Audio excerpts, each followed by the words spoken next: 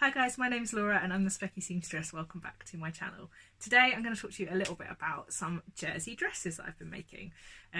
So I have had a couple of weekends of really busy sewing, which has been great fun. I don't know about you, but I go through phases of sewing after work in the evenings or kind of not sewing throughout the week and then cracking on at the weekend. But it really varies depending on, I guess, how busy I am at work and I don't know, a few bits and pieces. But the last 2 weekends I've been sewing the whole weekend and it's been really lovely. I had a friend come over last weekend. She came over to just have the whole weekend sewing. So she came and stayed at our house and we sewed all through Saturday and all through Sunday and worked on a whole range of things. I started off by trying to make a Kai blazer, a fibre mood Kai blazer. And I shouldn't say I tried to, because I think that's harsh. I made a Kai blazer, but it needs a little bit of neatening and pressing, and I reached a bit of a saturation point with it, I guess. But what I decided after I'd reached saturation point with the blazer was that it would be really nice to try the Kilo wrap dress by Named Clothing, which I'll put in the line drawing for here, because I'd had the pattern for a couple of months. My husband bought it for me for our first wedding anniversary because paper, and I hadn't made it yet, and I thought it would be a nice quick sew to kind of reinvigorate me after having a bit of a stressful time making the blazer. I sewed in the sleeve the wrong way around twice.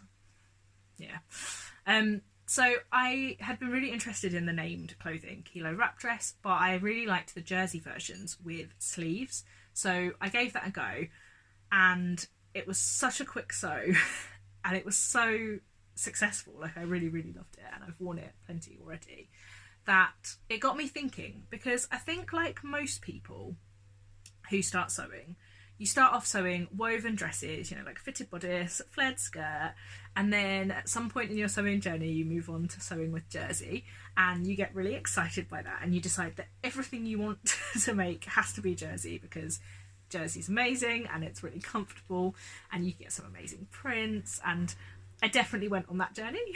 And then in the last couple of months I've kind of moved back a little bit to wovens, which I think a lot of people do. And I sort of started to try and challenge my sewing skills a little bit. I talked about how my sewing kind of skills have improved over the last 6 months in a few earlier vlogs. And I'd really kind of gone back to wovens, but I realised that the dresses that I reach for day in, day out from my wardrobe when I go to work and I'm off out at the weekends are the few jersey dresses that I made and love. So I reach for my plain red Joni dress, Tilly and the Buttons Joni dress. I reach for my New Look 6301 mock wrap jersey dress with the sprinkles all over it.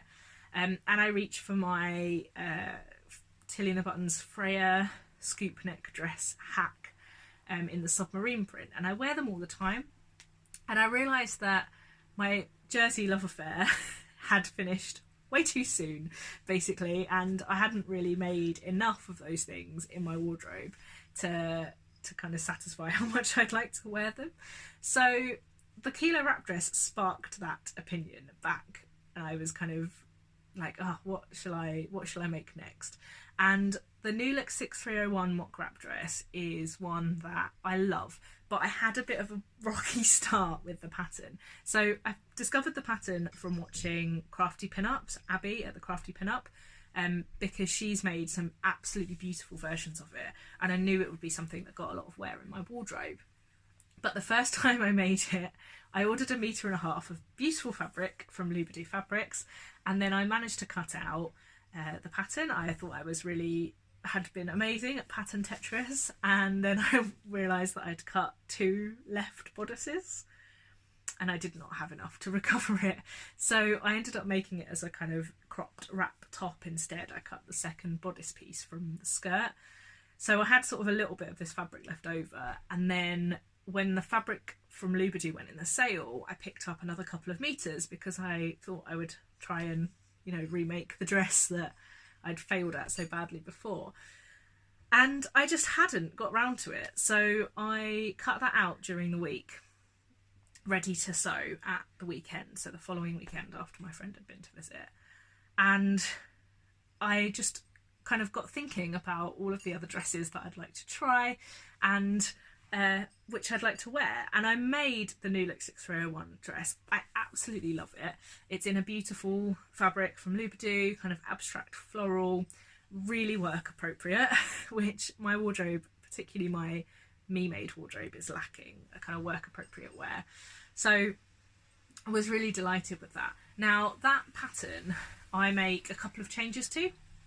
So I don't add the ties. Now, I'd read in a few blogs before I made the first version that the ties, the pattern piece, are really short. And I would 100% agree with that, having sort of looked at them. They're not very long. So if you're planning on making that dress and you want the ties, lengthen them, definitely.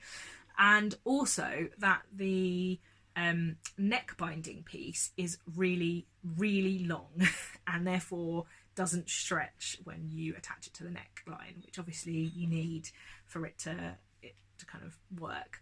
And also that it's really narrow, and so the V is very low. So I've made the neck binding piece. I don't even look at the pattern piece. I just cut it kind of 85% of the length of the neckline, and you know, yay thick. I don't know, maybe a couple of inches thick, so that when it gets folded in half and attached, it gives you a bit more coverage, which is quite good if you're trying to make work appropriate clothes. But there you go. The first one that I made, I did the width of the neck binding that you were supposed to do from the pattern, and I wear it as a cover wrap top. I'll try and find a picture to pop in here, and it's fine for that, but I do appreciate that it is quite low. So yeah, worth noting. So I made that and I loved it, and then I was like, right, what next? What can I make next? And I thought it was time I joined the Moneta party. So the Moneta dress by Colette Patterns is a really popular dress that was definitely released before I got into dressmaking, and lots of people have made it and really loved it, and it's what I'm wearing now. So it's a very, very simple sew. It really doesn't take very long to make at all. It's got a couple of different things about it, because when I first looked at the Moneta, I thought it looked very similar to the kind of hacked Freya dress that I made in the submarine print, which I was actually wearing in my first vlog. But there are a little bit kind of differences. So it's quite a wide neckline, as you can see, sort of a boat neck. Now, it's sort of bra strap friendly, if that concerns you. I can push my bra straps a little bit and then it's fine, but you know, they do fall a little bit within the neckline, but I don't mind that too much. Now, it doesn't have a neckband or a neck binding, it's just folded over and zigzagged. Now that worried me, because I thought, really, is that going to look very nice? But I actually really like it, and it is quite nice to not have bindings or kind of edging. I think that makes it look a bit more like a t-shirt when you've got that neck binding, and obviously for work it's a little bit nicer to have it kind of clean and smooth. So that was quite good. It also uses shirring with clear elastic, like swimwear elastic, for the skirt, which I'd never done before, and it gives it a nice gather, and I do find gathering with jersey quite hard, but I don't really know if I like it on my skin, and maybe that will be a bit different when I get my overlocker up and running, and maybe it won't, but I'll have to experiment, and I'm going to have to wear it a few times and see. But yeah, really, really like this. I lengthened the sleeves a little bit from the crop sleeve, but obviously didn't make the full length sleeve that you can make with the pattern. But the sleeves went in really well. I'm starting to realise that sleeves with quite a wide sleeve head work better for me than those that are kind of deep, if that makes any sense. They seem to sit better on my shoulders. So really happy with my Moneta dress. Definitely will make more of these. Now, I made a controversial decision with this one. I didn't add any pockets. I know. This jersey fabric is from the Frugal Fabric Shop. I got it from Kate in her D stash, and it's lovely, but it's quite drapey, and I was a bit worried that pockets might make the dress hang a bit funny, and because it was kind of my first one and I wanted to see if it worked, I went without pockets. But immediately I put it on, I went upstairs, I showed my husband, and I was trying to put my phone in my non-existent pocket, which just shows you how much how your habits change, because 6 months ago barely any of my clothes had pockets and now almost all of my clothes are me made and have pockets, and now I'm expecting there to be pockets when I'm wearing something. So I will make pockets in future ones. And if you have any tips on jersey pockets with quite drapey jersey, I'd love to hear it, because I do it with like a cotton lycra that's a little bit sort of sturdier and can hold the pocket quite well. But I've found a couple that I've done with slightly more drapey, this doesn't feel like a viscose jersey, but it's definitely drapey. I don't know, I feel like it doesn't hang right, and then it sort of sticks out a bit funny, and I don't know, I'm not as big a fan. So I'd be interested to hear your tips if you have any. And then I thought, well, there's another dress pattern that I haven't sewn that has been in my collection for a little while, and that's the Tilly and the Buttons Zadie dress. Now, I don't really know why I haven't made this yet, because I love the Tilly and the Buttons stretch book, and I've made most of the patterns from that. The Stella hoodie is still on my list, but I have never made the Zadie dress, and I really like the style. I really like the idea for colour blocking, and I came across in my stash a really lovely, like, abstract, bright coloured pebble fabric, which would be perfect for the Sewing Abstract August challenge, which is the Sewing Patterns and Prints challenge for August. So I decided I would give the Zadie a go as well. Now, the Zadie is odd sizing.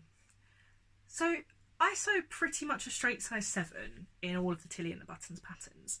Now that is slightly smaller than my measurements would put me. My measurements would put me at a size 8, but I sewed the size 8 for a Joni and a Frankie and a Freya the first time I sewed them, and they were too big. So I started sewing a size 7. The 7 fits me really well. I make a couple of alterations where I sew in a little bit bigger seam allowance kind of around the armpit, and I often make the bodice about an inch longer and the skirt about an inch longer, so kind of two inches length on the dress in total, because they're short. I can't deal with that. But it was weird sizing. It was really big in the waist. I mean, it fit me quite well across the shoulder and even across like the chest, but it was huge at the waist. And I know that it's not supposed to be really fitted, but if you look at the kind of pattern cover, it's not really baggy. And I found it huge, and then I took in 2 inches each side, so 4 inches off the waist in total, and then I liked it a bit better then, and I was quite happy with it. It's still a little bit big, but then I looked up a few blogs and like a pattern review website and looked on Instagram at a few people's, and it turns out that this is quite common. So I don't know if this is because it's an older Tilly and the Buttons pattern, or whether it's just the larger sizes that are like that. I mean, have you sewn the Zadie? Can you let me know what you found? Because yeah, it just really confused me, because I just cut out a size 7 and didn't even really think about it, because that's what I would normally sew. And I even went back afterwards and checked the garment measurements, thinking I must be doing something wrong. And according to my waist size, I should be a size 8. So I don't know, I might grade in a little bit next time or just take it in, but yeah, it was a bit odd. So I made that in a scrap French terry and then a plain black scuba crepe, and I do like it. I don't know if it's going to get lots and lots of wear, but it's encouraged me enough to try the pattern again, because I think it's got some legs to it, but it's a bit weird sizing. I think that the opportunities for colour blocking are strong, and I'm quite up for trying out some scrap busting. And then I decided that I would fix my dinosaur Joni just to complete the jersey dress collection, because the seams popped on one of my Jonies, and I love the Joni dress. I've talked about it in my repeating patterns vlog. I think they look different in all the ones you make. And the dinosaur one, when I made it, I wore it loads, like all the time. It was the first dress I reached for other than on a work day. And it's been sat hanging up on my like hooks of shame of things that I need to repair or finish. And yeah, I finally decided to do that. So then I had a selection of 5 jersey wrap dresses that are all different, but potential for them to be work clothes, for them to be leisure clothes, and I think even for quite a lot of them to wear them in the evening as well with the right fabric choice. So I've got the Joni dress, the New Look 6301 mock wrap dress, the Kilo named clothing Kilo wrap dress, the Tilly and the Button Zadie, and the Colette Moneta. I had got 5 new dresses in my wardrobe. Well, 4 and a repaired Joni, but still exciting. So then I went back up to my wardrobe and I decided that it was time to throw out 4 dresses to make up for that, because my ready-to-wear wardrobe is still huge. Did you hear that? That's thunder. Apologies if you can hear thunder in the background. I'd love to know what your favourite jersey dresses are. Are there others that I should be sewing that I don't know about yet? Let me know down below in the comments box. So it's time to tell you about a giveaway. I am so excited that I reached 1,000 subscribers on YouTube and 1,000 followers on Instagram in the same week. Thank you so much for watching and subscribing and following me and talking to me in the comments box here or over all my photos on Instagram. I'm absolutely astounded that I've made it to 1,000 followers, and I've organised a little giveaway. So what I would like you to do is tell me in the comments box below who you like to follow on YouTube that you don't think I've heard of yet, because I want to see all the new vloggers. I've been so lucky to have some really lovely people mention me and point people in the direction of my channel, and I would like to know who else to follow. So let me know in the comments box, and if you head over to Instagram at the Specky Seamstress, you will find another way to enter as well. Shall I tell you the prizes?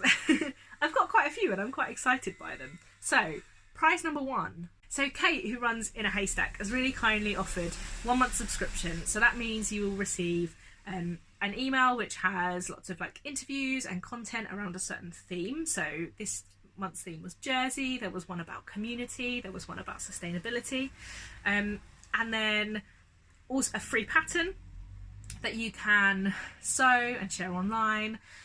Might be from a company that you've not heard of before, which is great to kind of expand your knowledge and experience around the community, and also some really lovely fabric discounts, which is always good to see.